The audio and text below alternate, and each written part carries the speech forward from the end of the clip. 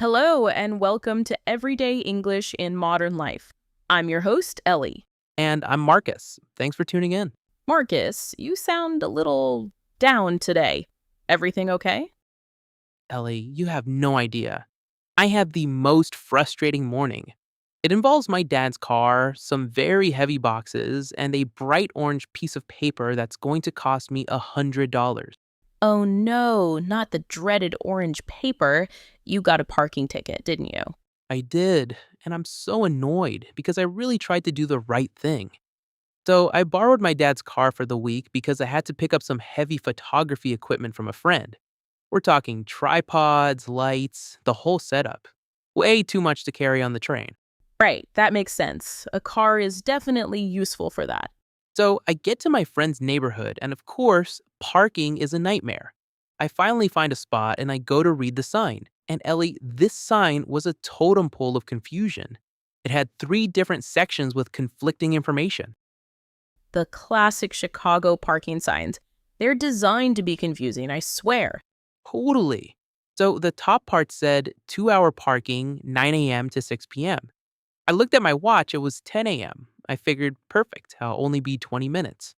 But then underneath that, it said permit parking only, zone 383. And under that, there was a whole other thing about street cleaning on the first Tuesday of the month. Wow, so which rule are you supposed to follow? Exactly. I focused on the 2-hour parking part and thought the permit rule only applied outside of those hours. I ran in, got the equipment, came out 20 minutes later, and there it was, the ticket. Or as the city of Chicago calls it, a citation. Okay, let's pause there. That's a great vocabulary word for our listeners. A citation. Citation. It's a formal, official word for a ticket. It's a notice that says you have broken a rule. Right. A very official, very expensive piece of paper. It says I was ticketed for a violation. And there's our second word, a violation.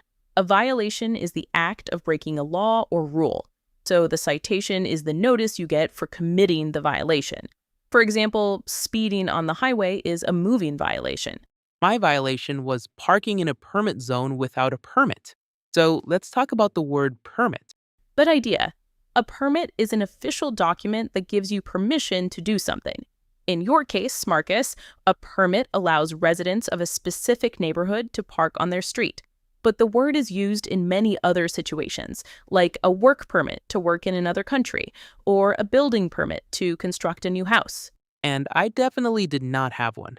I feel like I should fight it though. The sign was genuinely misleading. You should. You can try to appeal your ticket. Appeal? What does that mean exactly? To appeal is to make a formal and serious request to a higher authority, asking them to review and change a decision.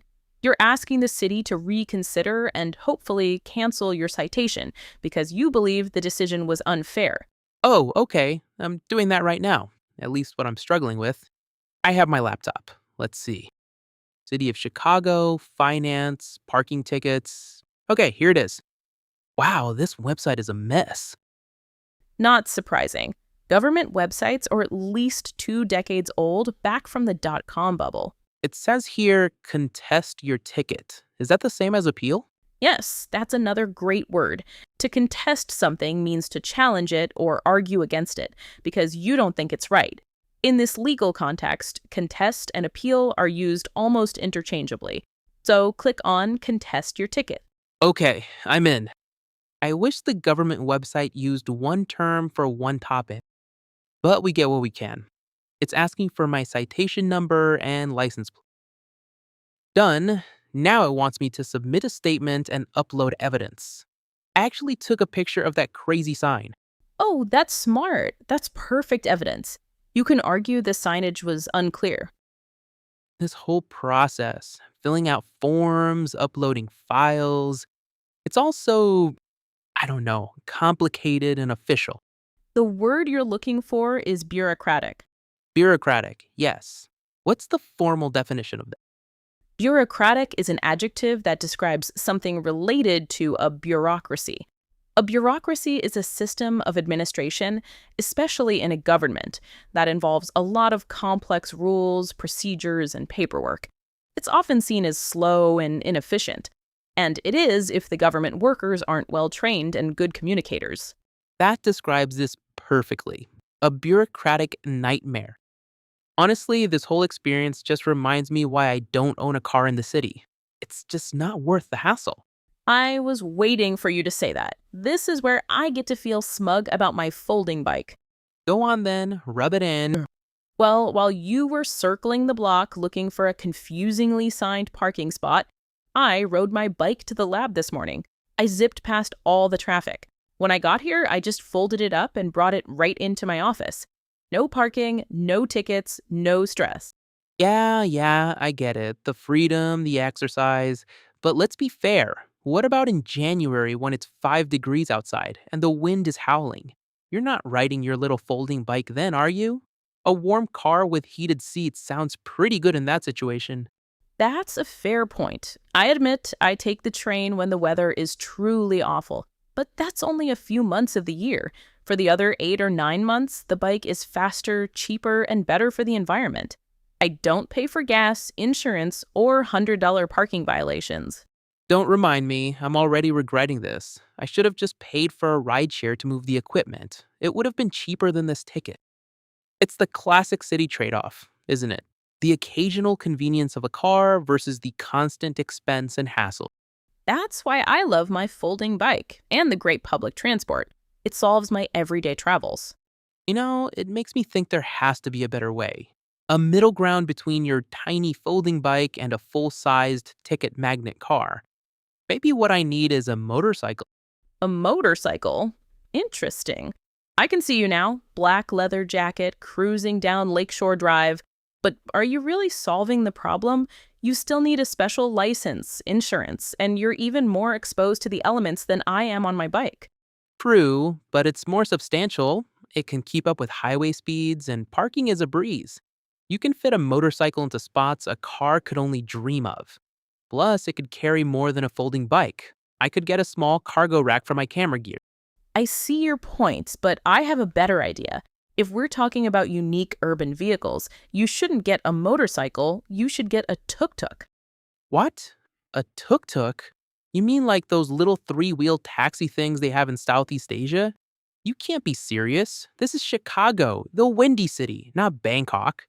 Think about it. A tuk-tuk has 3 wheels, so it's more stable than a motorcycle, especially on our pothole-ridden streets. It has a roof, which offers more protection from the rain and sun than a motorcycle helmet, and it has a small passenger cabin. You could fit all your photography gear back there, safe and dry. I'm picturing myself trying to merge onto a highway in a tuk-tuk. I'd be terrified. They're not exactly known for their speed or acceleration. And what about winter? A roof is nice, but those things are basically open air. I'd freeze solid in February. Okay, the winter argument is strong, but people drive convertible cars in the summer and put the top up in the winter. A tuk-tuk could have vinyl flaps with plastic windows that roll down. It would be cozy, and it would be a conversation starter. No one in Chicago has a tuk-tuk. You'd be a local celebrity. I think I'd rather have the respect of other drivers than be a celebrity in a glorified golf cart. A motorcycle has a certain cool factor. It says independent, adventurous, maybe a little rebellious. A tuk-tuk says, I've given up on life and now I drive a quirky taxi. I think you're underestimating the quirky factor. It's memorable, practicality, and personality. That's the tuk-tuk promise. A motorcycle is just a motorcycle, so predictable. Predictable is good. It means people know what to expect from you on the road. When a driver sees a motorcycle, they understand its capabilities. When they see a tuk-tuk, they're probably just confused. That seems less safe, not more. You're weaving through traffic with buses and aggressive drivers in a vehicle they don't know. It seems a bit precarious to me. That's a valid concern, and safety is paramount. You absolutely have to be a defensive cyclist. That means always being hyper-aware of your surroundings and anticipating what drivers might do.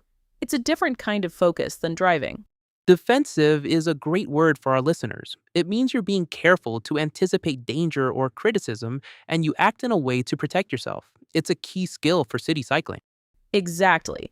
Well, I hope your appeal is successful. And for our listeners, let's do a quick recap of the useful and apparently very expensive vocabulary we learned today. Sounds good. First, we had citation, which is a formal word for a ticket. Then, violation, the act of breaking a rule. We learned about a permit, an official document giving you permission. Then we had appeal or contest, which means to formally challenge a decision you think is wrong. And finally, bureaucratic, which describes a system with lots of complicated, inefficient rules. Well, I have to go finish filling out this bureaucratic appeal form. Wish me luck. Good luck, Marcus, and thanks to all of you for listening to this episode of Everyday English in Modern Life. We hope my parking troubles have at least helped you learn some new English words. Join us next week when we'll be talking about another modern problem, the neighborhood basketball court dispute. Sounds dramatic. We'll see you then. Bye, everyone.